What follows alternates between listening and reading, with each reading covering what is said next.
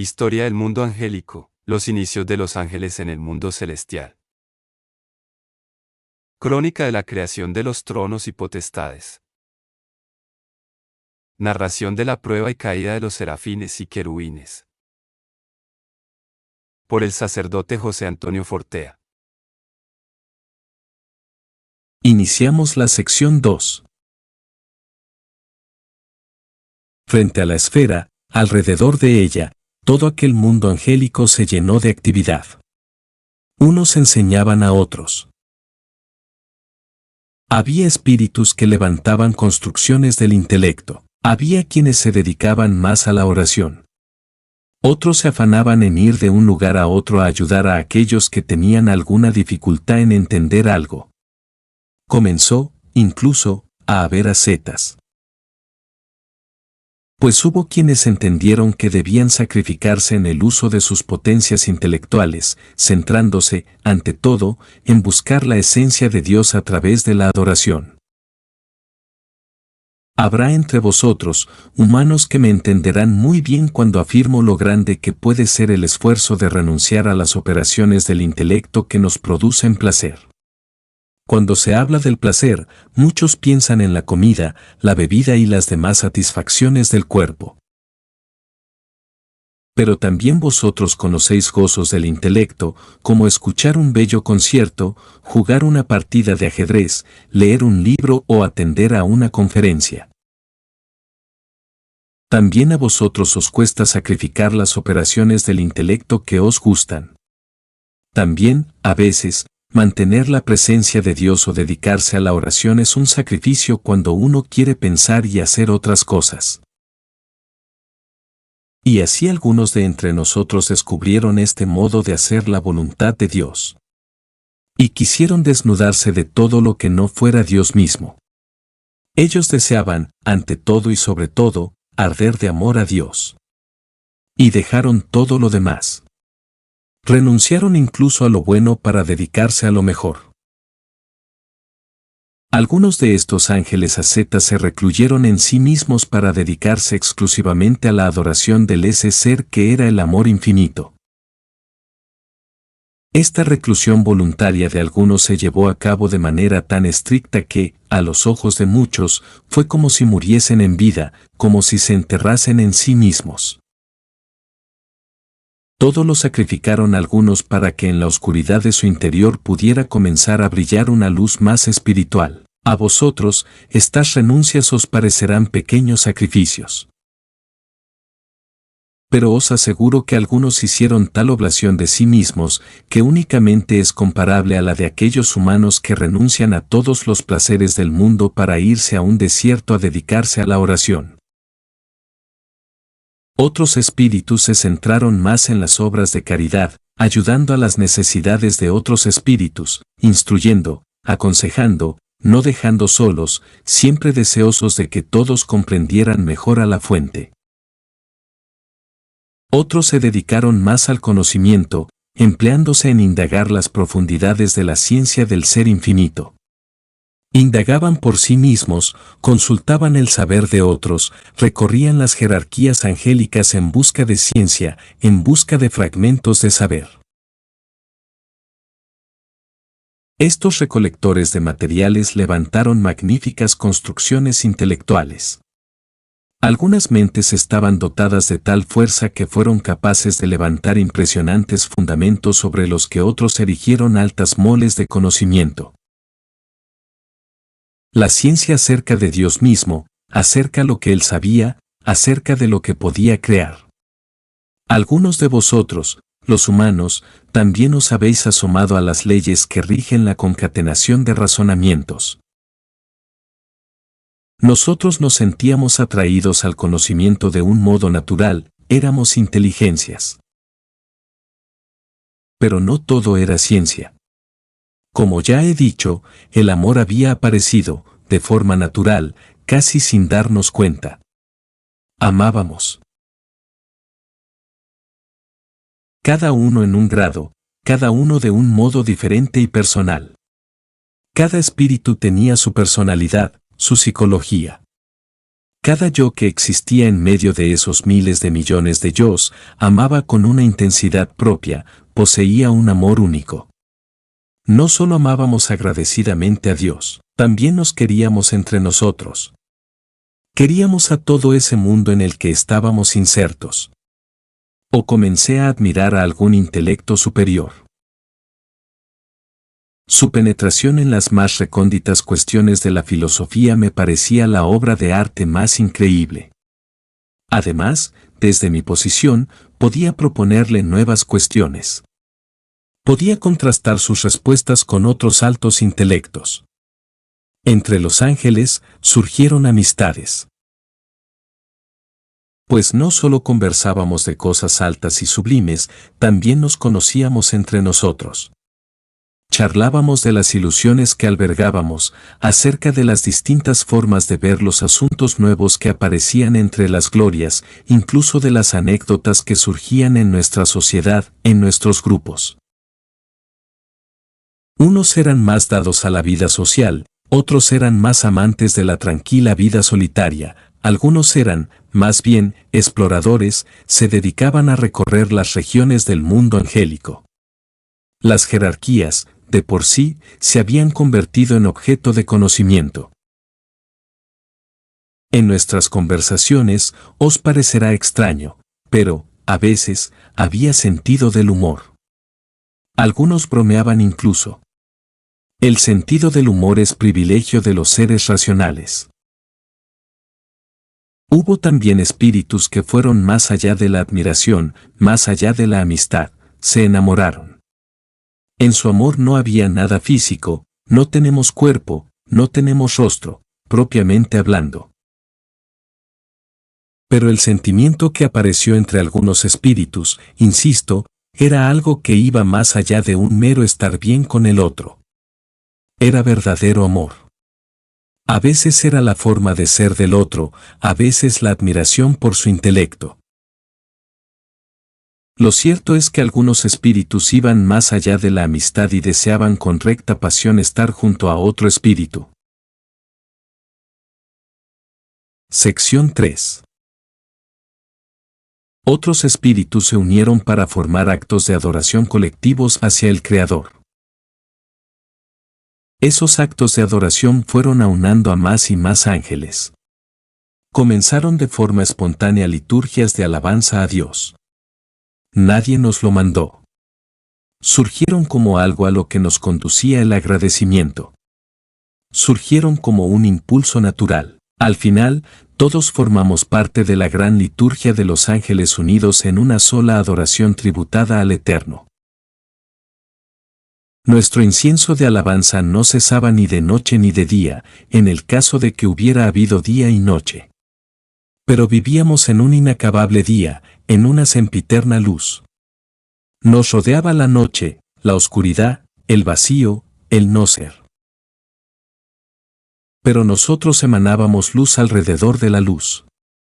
Éramos como constelaciones de luz, constelaciones de dicha. Éramos gloria alrededor de la esfera infinita. Nuestra vida no era solo liturgia e indagaciones intelectuales. No todo eran grandes temas en nuestras conversaciones. También jugábamos. Nuestros juegos serían completamente incomprensibles para vosotros. Renuncio a explicároslos. Pero para que podáis, al menos, vislumbrar nuestros juegos, os pediré que recordéis que dos mentes humanas también pueden jugar entre sí, de un modo enteramente intelectual. Es el caso, por ejemplo, de dos intelectos enfrentados en una partida de ajedrez. Así también jugábamos entre nosotros en gran variedad de modos. Aunque nuestros juegos, sus reglas y modos, resultarían tan complicados para vosotros como explicar el ajedrez a un niño que apenas sabe hablar. Para que vislumbréis de qué estoy hablando, y por seguir el mismo ejemplo, si nosotros hubiésemos jugado al ajedrez, cosa que no hacíamos, deberíais tratar de visualizar no un tablero de ajedrez de 64 casillas como los vuestros, sino un tablero de 100.000 casillas. Imaginaos que sobre ese tablero no hay 32 fichas como en vuestros ajedrezes, sino 900 fichas con muchas más variedades que vuestros peones, torres, alfiles y el resto de figuras. Imaginaos que ese tablero no se extiende en 2 dimensiones, sino en 3 dimensiones. Que las casillas corren en todas las direcciones. Pensad en un juego, en realidad, que no es el ajedrez, sino uno mucho más enrevesado. Y que en ese juego podemos intervenir no solo 2 jugadores, sino 3 docenas. Si os podéis imaginar eso, podéis atisbar cómo nosotros los espíritus podemos jugar entre nosotros. Nuestro mundo, a pesar de lo que os puedan parecer estas comparaciones, era muy distinto del vuestro. Os puede ofrecer sensación de semejanza el hecho de que, todo el tiempo, debo buscar elementos que sean ligeramente comunes entre nuestros mundos. Pero se trata de realidades sustancialmente diferentes. Además, no había campos, no había bosques ni ciudades ni edificios. Solo estaba Dios, nosotros y el vacío exterior. Era un mundo sin un solo elemento material, sin un solo instrumento. Era un mundo de presencias. Eso sí, un mundo que nada tenía que envidiar vuestro planeta de ríos, selvas, islas, peces, montañas y arcos iris. Os lo repito, nuestro universo angélico nada tenía de aburrido. Y digo universo no porque existiéramos nosotros y hubiera un entorno a nuestro alrededor, sino que las glorias constituían todo ese universo. Sección 4. No pasaban los días, no había sol ni pasaban los meses ni los años. Estaba transcurriendo una especie de tiempo, el Evo. Un tiempo sutil, casi diríamos espiritual. Pues realizábamos operaciones espirituales y, por lo tanto, había un antes y un después.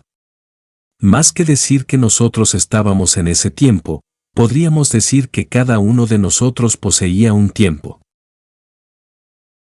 Cada ángel tenía un tiempo inserto en el interior de su esfera personal. Si bien existía una suma de multitudes de antes y multitudes de después procedentes de todos nuestros tiempos individuales. Y ese mosaico de tiempos propios conformaban el mosaico de nuestra historia común, la historia de las glorias. Una historia a la vera del mar de eternidad que es el ser inmutable. Al dirigirme a vosotros, humanos, os hablaré de años y horas, de siglos y momentos. Pero, en realidad, nuestro tiempo es diverso al vuestro. No está marcado por la traslación de los astros. Es una mera sucesión de antes y después. ¿Cómo os podéis hacer una idea de nuestro tiempo, al que vuestros teólogos llaman Evo?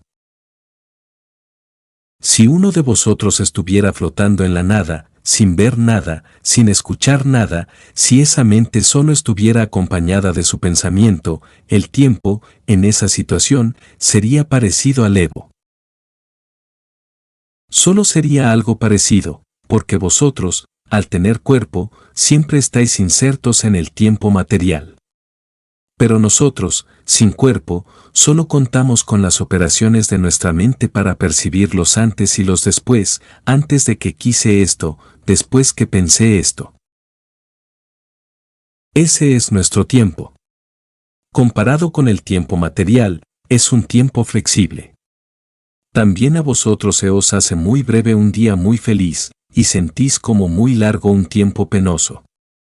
En nuestro Evo, algunas pocas operaciones pueden ser, para nosotros muy largas. Y otras, muy largas para vosotros, son vividas con gran brevedad por nosotros. Solo Dios vive en un eterno presente.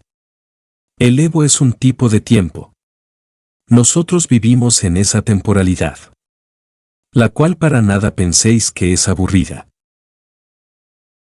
Vosotros tenéis vuestro deambular por edificios, los desplazamientos para ir de compras, vuestros trabajos, todo en medio de un mundo repleto de objetos materiales. Nosotros tenemos nuestro mundo poblado de realidades angélicas. Realidades espirituales que generan mundos intelectuales. Nuestro cosmos es, en realidad, más fascinante, rico y variado que vuestro mundo material. Vuestro mundo es magnífico porque es obra de Dios.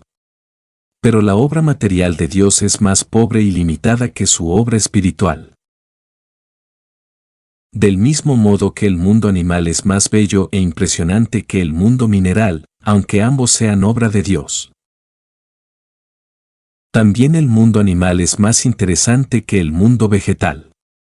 Cuando algún día estéis entre nosotros ya veréis a lo que me refiero, os quedaréis muy sorprendidos, pobres hombres que sois materia rodeados de materia.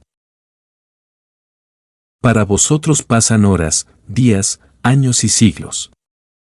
En nosotros transcurre otra realidad temporal. Pero, como he dicho, me referiré a vuestros términos temporales para poder expresarme de un modo comprensible. Nuestro Hacedor nos había enseñado que aquel mundo, el mundo de las glorias, el mundo angélico que habíamos conocido hasta entonces, era solo una etapa previa, una fase, una prueba. Inmersos cada uno en el Evo, estábamos madurando, nos desarrollábamos. Pero el Señor no quería que solo creciéramos intelectualmente, no solo deseaba que nos hiciéramos amigos, no solo deseaba que constituyéramos una sociedad y que gozásemos de nuestra existencia, sino que, ante todo, era su voluntad que floreciera nuestra bondad, nuestras virtudes, nuestro amor. Nuestros intelectos eran una gran cosa, pero muchísimo más grande era la parte más interior de nuestro espíritu. Esa parte era, digámoslo así, el espíritu de nuestro espíritu. La parte más profunda, la más noble. Aquella que se acrecentaba tan solo a través del amor. Los ángeles éramos luz, pero había un resplandor más puro dentro de nuestra luz. Una luz de amor dentro de nuestro brillo intelectual.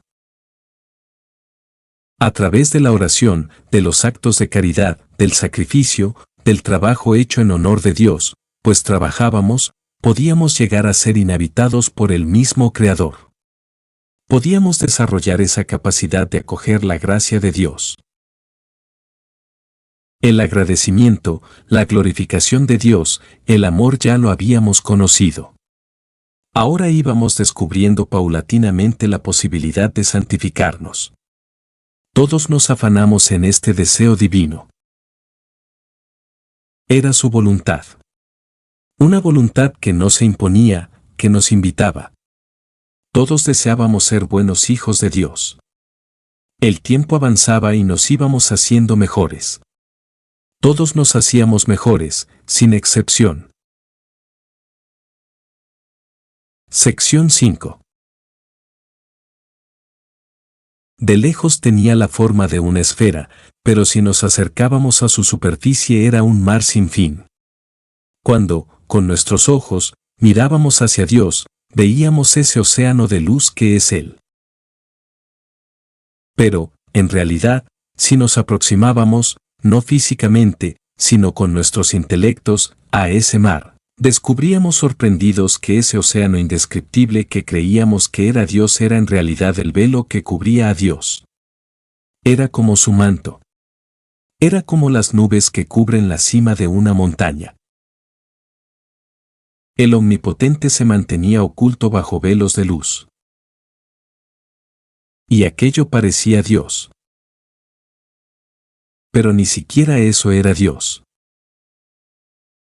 Los velos eran tan inenarrablemente bellos que, durante un tiempo, creíamos que ese mar de luz era Dios.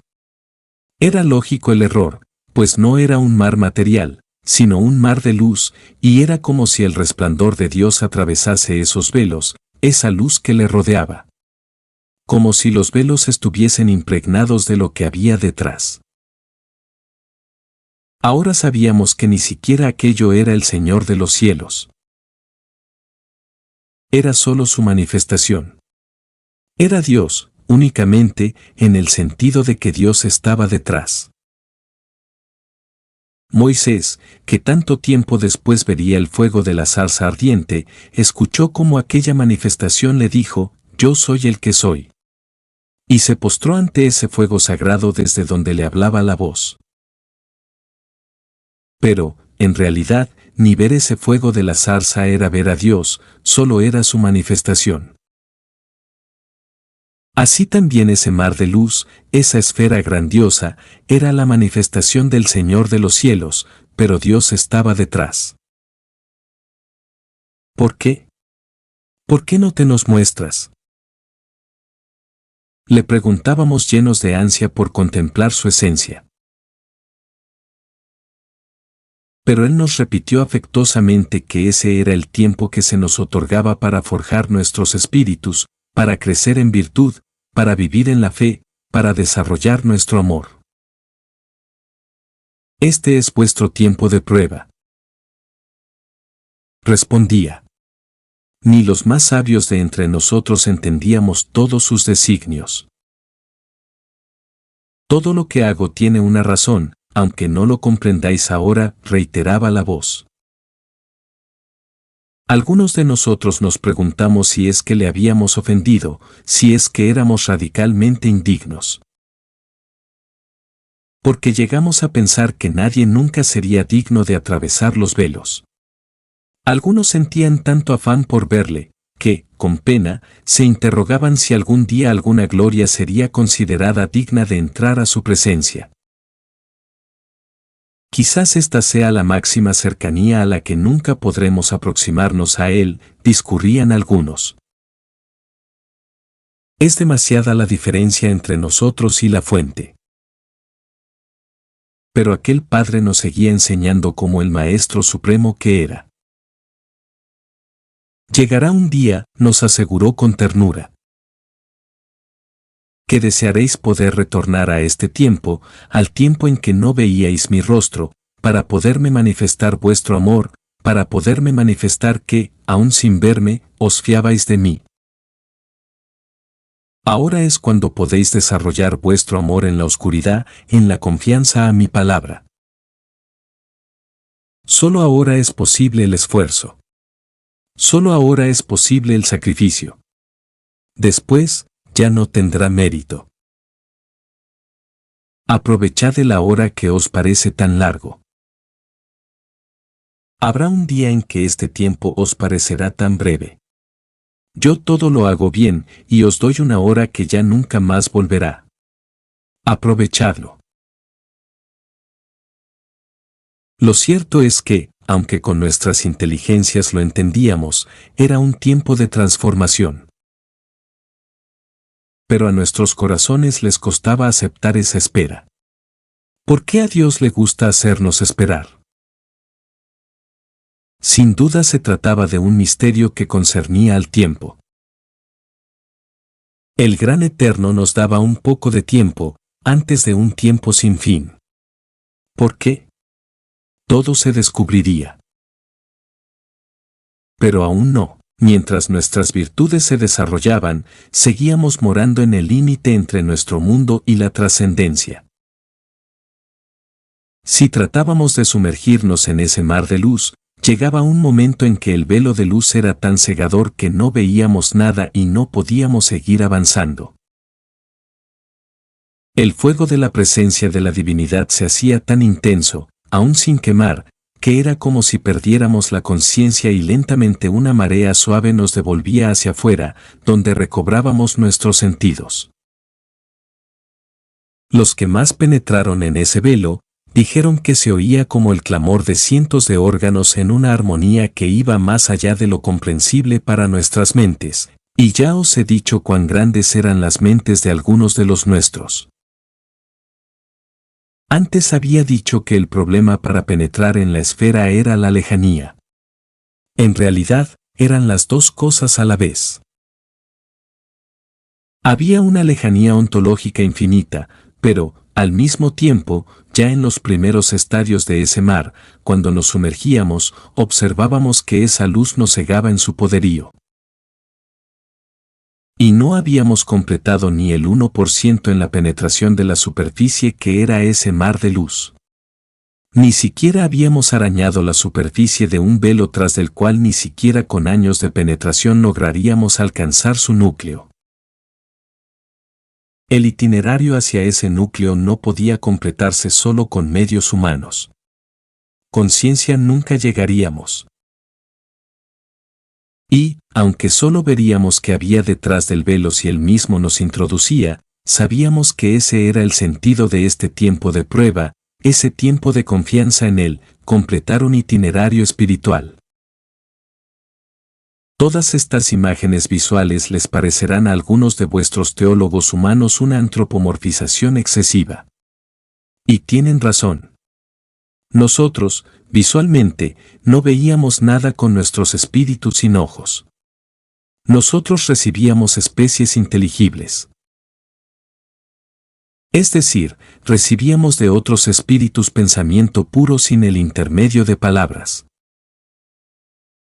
Veíamos y comprendíamos lo que nos rodeaba sin el discurso de conceptos gramaticales, sino de un modo más intelectualmente directo. Pero lo que nosotros percibíamos al modo angélico, debo traducirlo a palabras, a conceptos, a imágenes para que podáis entenderlo. Solo os puedo explicar lo que nos rodeaba usando el recurso a parábolas. Pero mis palabras, aunque imperfectas, no son erradas. Pues, a pesar de que lo que mi boca angélica os cuenta os parezca muy material, recordad que vuestros místicos recurren a este tipo de imágenes materiales para expresar lo espiritual. Un sistema solar es como una parábola de Dios y nosotros. El problema en esta comparación es que el Sol es tan limitado en tantos aspectos. Pero recordad que nosotros veíamos la manifestación de Dios, la cual también era finita. Así como la manifestación de Dios que vio Moisés, también lo era. Solo que la teofanía que aparecía ante nosotros era una manifestación más grandiosa que cualquiera de las que han aparecido en la historia humana. Eso era necesario, porque nosotros mismos éramos grandiosos, éramos espíritus hechos a imagen y semejanza de Dios.